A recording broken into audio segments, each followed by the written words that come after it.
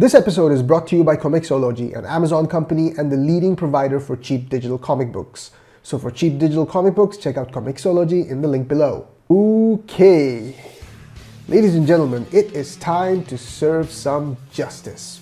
First things first, do not panic. It's not that bad. What is up, guys, and welcome to another episode of the Skid Reviews, and today we're going to be reviewing, finally, Justice League. Now, before we get into the review of Justice League, I just need to get some things off my chest here. You see, I am a Marvel fan.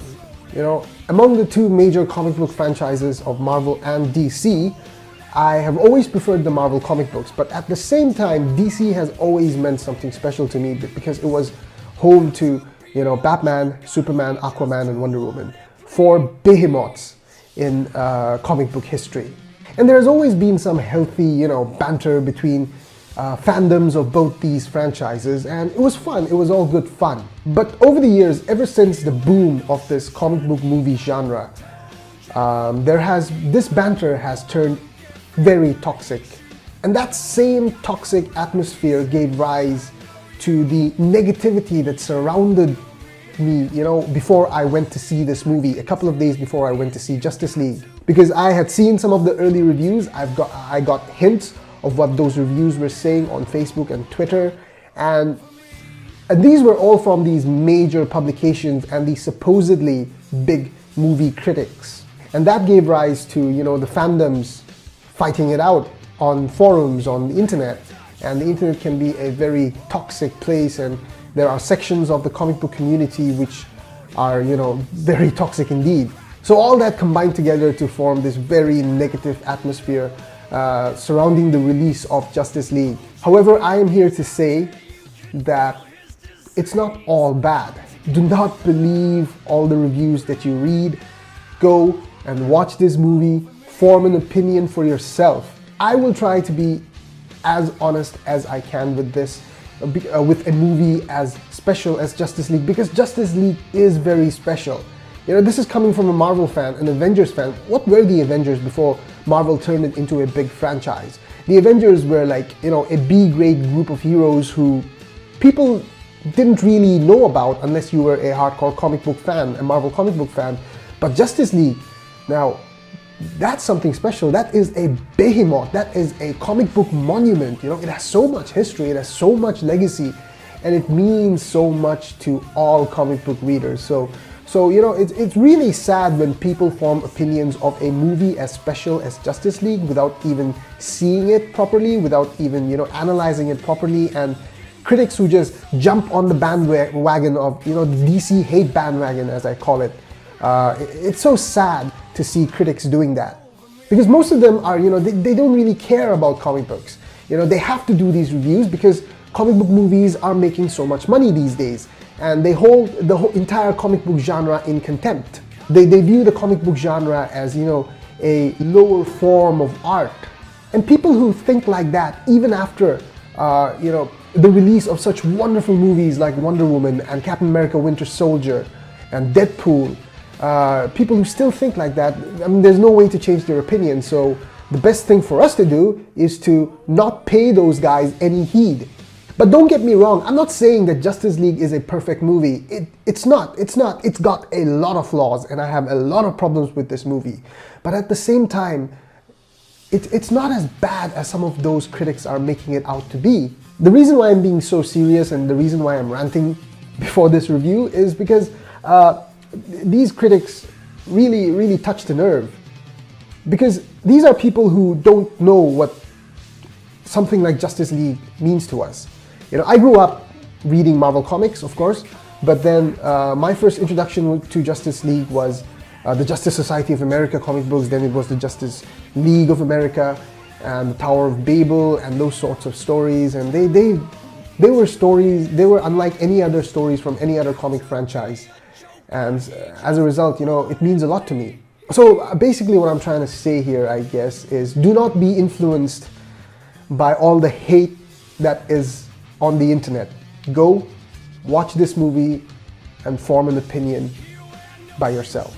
So, having said what I had to say, I am sorry for the rant. With an open mind and honestly, let's review Justice League. The truest darkness is not the absence of light, but the conviction that light will never return. But the light always returns. Hope is real. You can see it. All you have to do is look up into the sky. These are the words of Lois Lane towards the end of Warner Bros. And DC's fourth film in their extended universe, Justice League.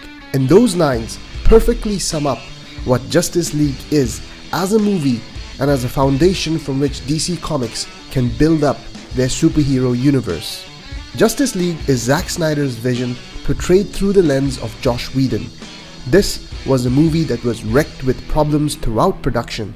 Zack Snyder had to leave because of his daughter's suicide, prompting Joss Whedon to take the helm, which, mind you, was an amazing example of camaraderie shown by the people at Marvel. Yes, this movie was flawed in many parts, but as a whole, it succeeded in doing what it set out to do, which was to build a universe based on the inspirational and heroic ideas that the DC Comicverse has always been known for. It accomplishes the job of setting up the stage for the next wave of DC films and moving the franchise in a fresh direction without simply jettisoning the mythology introduced in the previous DC movies or flat out rebooting the franchise. It's a compromise, all things considered, one that provides fans of Zack Snyder's previous DC comic book adaptations with a sense of closure. At the same time, it sets the table for a new and exciting future in the DC shared universe. On to the performances now. Ben Affleck as Batman feels so natural these days. He delivers a near flawless performance as the Caped Crusader, and we get to see the human side of the Batman in Justice League. There is a scene where Bruce takes off his suit, bearing his bruises from a fight with Steppenwolf, and this is when we realize that for all the badassery that Batman is known for, he is still, in the end, just a man trying to save the world. And that realization makes Batsy all the more appealing to us. Gal Gadot as Wonder Woman, meanwhile, carries over her fantastic performance from her solo film from the summer. She really is the shining beacon of hope in the DC Extended Universe and cements her place as one of the most inspirational renditions of any superhero in the big screen. This was also my favorite Henry Cavill performance as Superman. Enough with the brooding soups. This is the Superman that I've always wanted, a Superman that inspires me, and Henry Cavill succeeded in doing that. Jason Momoa as Aquaman does a pretty good job in the limited role that he is given. As I had predicted, he is probably the most fun character to ever hit the DCEU. I just wish that he had a bit more to do in the movie. And the same criticism can be levied on the screen time given to Ezra Miller's The Flash and Ray Fisher's Cyborg. While The Flash and Cyborg play their roles very well, the limited amount of screen time give no space for any character development to take place. On to the flaws now. Justice League is too rushed and suffers from the choppy edit syndrome. The film was supposed to be 2 hours and 45 minutes long, but studio heads reportedly forced the filmmakers to cut the movie down to exactly 2 hours. And you can see that having an adverse effect on the movie. Hopefully, the director's edition feels more whole. Another gripe that I had with Justice League was the lackadaisical way in which any conflict within the league was brushed away. As for the bad guy Steppenwolf, he's very much a two-dimensional, cartoony, CGI supervillain driven by little more than a thirst for power and revenge, something that we have seen over and over and over again in the superhero movie genre. But having said that, Justice League is a good movie. It's not Wonder Woman great, but it definitely is good. It's a big-hearted, straightforward superhero romp about heroes setting aside personal issues and rising to the occasion. It is also a step away from the cynicism and darkness of Batman v Superman and Man of Steel and whatever the heck Suicide Squad was. It is a step towards the light, towards hope, towards justice. So there you go, that was our review of Justice League. What did you guys think about this movie? Let us know in the comments below. And if you haven't watched this movie, I implore you, again, do not be influenced by the critics. Go, give it a shot. And I'm going to watch it again tomorrow because I think I need a second viewing in order to form an informed opinion. And if you guys are confused as me with the first viewing, then maybe you should go and watch it again.